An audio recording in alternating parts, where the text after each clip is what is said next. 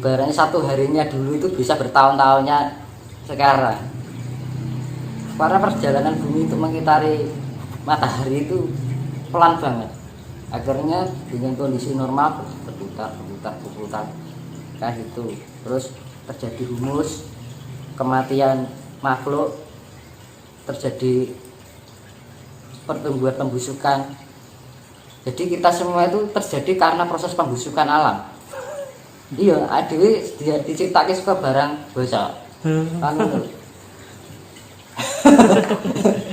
Jadi itu saya kembalikan ke Adam Hawa. Lah Adam Hawa itu bukan itu iki Gusti Allah bentuk tanah seperti manusia disebul jadi apa jenenge menungso jadi manusia. Enggak masuk akal gitu. Tuhan itu bukan pesulap kan. Semua itu berdasarkan proses ilmiah alam. Berarti itu ditumpuk jadi Adam. Kira mungkin manusia pertama itu adalah manusia kera. Kan gitu. Burak diketek kan. Karena dari sekian juta tahun itu ada penyempurnaan secara fisik.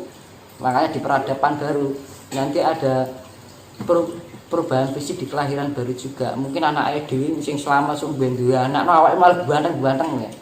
Itu pasti. Dan sekarang itu sudah terjadi. Ya, cah saiki ayu-ayu ganteng-ganteng. Ya. Oh, dhisik Mas Jawa pating celeprot kan. Evolusi. Iya ya Mas ya. Iya, aku lihat pemain-pemain sepak bola zaman dulu sama sekarang tuh bedanya jauh ya. Artis-artis zaman dulu gitu kan ya, sekarang keren-keren. Nah, itu kan perubahan fisiknya itu nanti tambah semakin besar. Tidak hanya fisiknya, tapi secara non materinya atau IQ-nya itu main. Ya. Jadi sudah tidak bermain sosok, bermainnya itu sudah partikel. Nah gitu. Nah saya ini kan menerobos di lorong waktu ke depan, jadi di belakang lorong ke depannya di mana terjadinya seperti itu. Tapi ya itu apa yang saya lihat, misalkan ada yang nggak percaya silahkan. Iya toh. Saya memberi besok ini karena dari proses perjalanan itu tadi.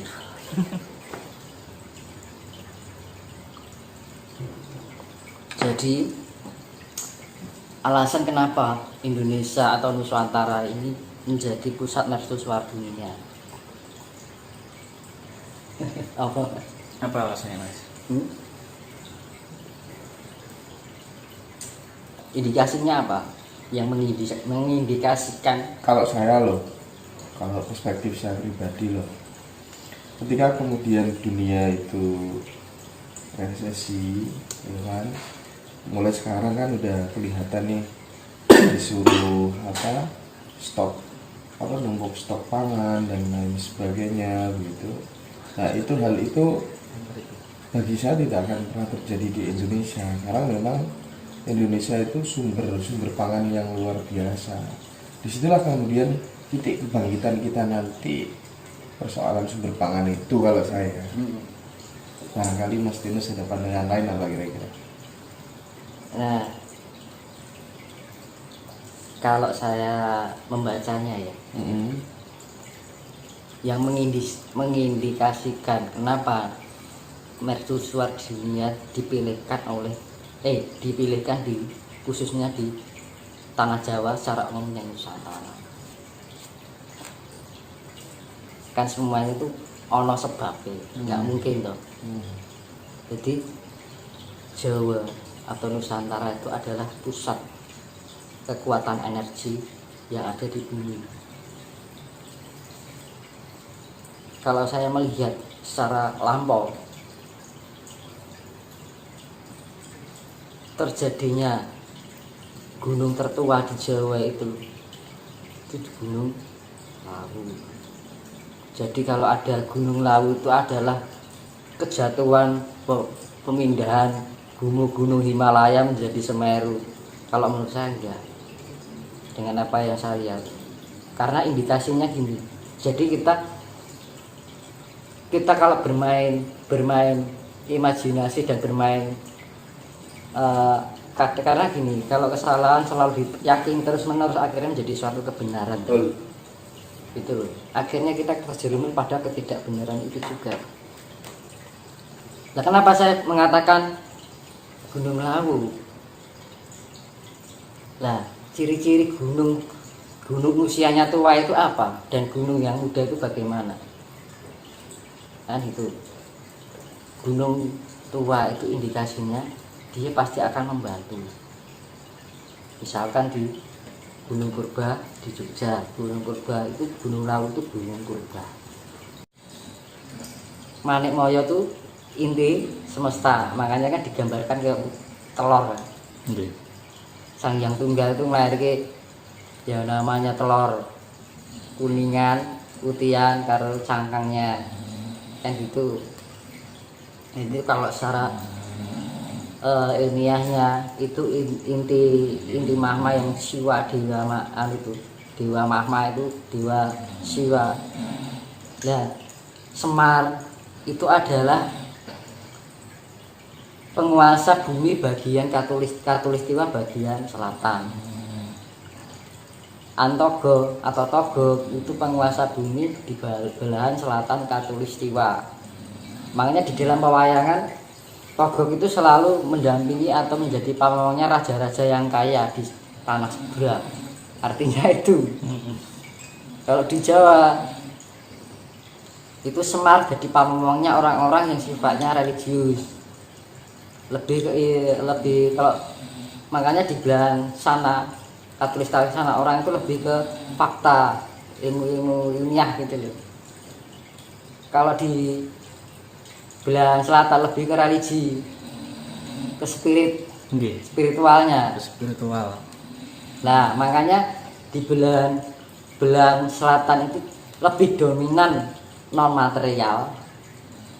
Kalau di sini lebih dominan material, kan gitu. Makanya kan bumi itu baratnya menghadap ke timur ya, matahari terbit dari timur.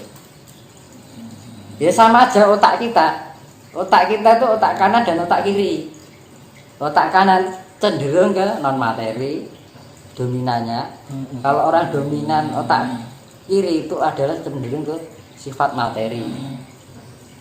Kan gitu. Imajinasi, ilusi, halusinasi, spiritual itu otak kanan. Kedamaian itu otak kanan. Tapi kalau otak kiri lebih ke faktual. Lebih ke ilmiah gitu. Makanya dari yang saya jelaskan ini antara kiri sama kanan saya seimbangkan, saya sinkronkan. Makanya yang untuk penetralisir seperti itu, di tengah yang terbentuk neutron itu tadi, proton dan neutron yang sama-sama 50% disatukan menjadi netral. Netral itu simbol kedamaian, kesetaraan, kasih sayang, kan gitu. Jadi ya percaya nggak percaya sih kembali pada diri masing-masing ya. Kalau secara ilmiah saya jelaskan Adam Hawa itu bukan manusia, tapi perwujudan partikel alam yang sangat kecil sekali. Kalau manusia pertama tadi manusia purba itu tadi, karena ada pergantian peradaban siklus terjadi penyempurnaan fisik terus menerus itu sampai pada akhirnya di zaman kala Bendui, darani kala Bendui terjadi kerusakan moral. Jadi komponen ion negatifnya terlalu banyak, akhirnya timbul yang darani sifat iblis. Akhirnya dikatakan Dajjal itu bahwa sifat iblis yang mendunia, sifat negatif yang terlalu mendunia, menguasai dunia, hampir didominasi oleh sifat negatif, yang positif hanya sekian. Itu akan dimurnikan kembali, reinstall.